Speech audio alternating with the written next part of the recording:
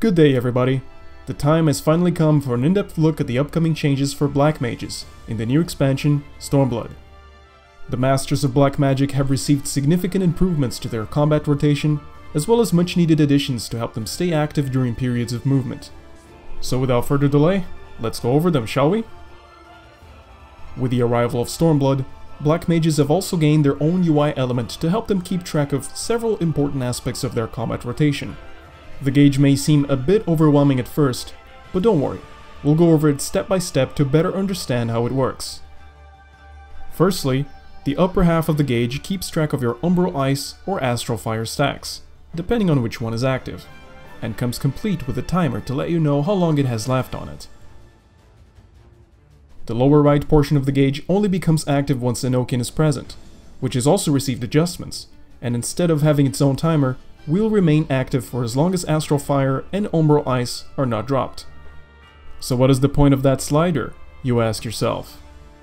You see, if you manage to maintain Enochian active for 30 seconds, you will gain Polyglot, represented by the glowing diamond at the very bottom. Polyglot is necessary to cast the signature ability of level 70 Black Mages, Foul, a massive area of effect spell that is limited strictly by your ability to maintain Enochian. And finally, the lower left portion of the gauge is responsible for keeping track of the new Umbral Hearts, 3 of which are granted by casting Blizzard 4. Umbral Hearts nullify the MP cost increase of fire spells during Astral Fire, allowing Black Mages to fit more spells in their rotation before having to revert back into Umbral Ice.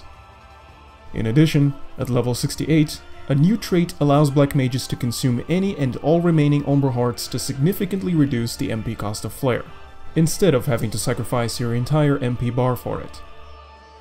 And that'll cover everything you need to know about the new gauge, but that's not all there is to the new Black Mage. Unlike other similarly streamlined abilities, Thunder 1 and 2 continue to exist, but for good reason.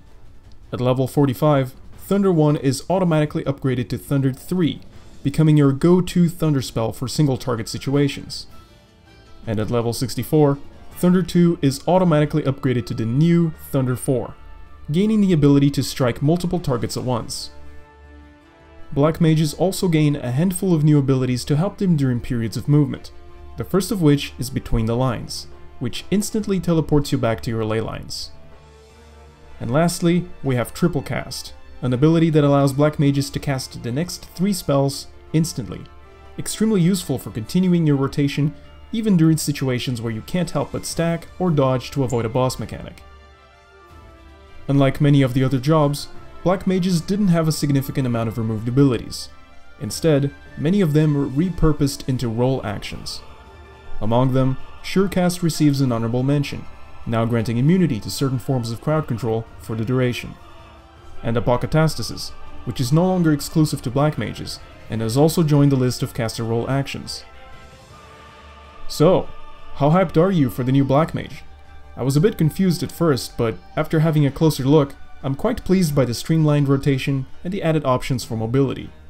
Nothing upsets a Black Mage more than movement, but the new abilities should make it far less punishing than it was during Heavensward. But what are your thoughts on these changes? Ready to start practicing black magic in preparation for Stormblood? Or will you choose a different job for your adventures? Let me know in the comments, and I hope to see you next time.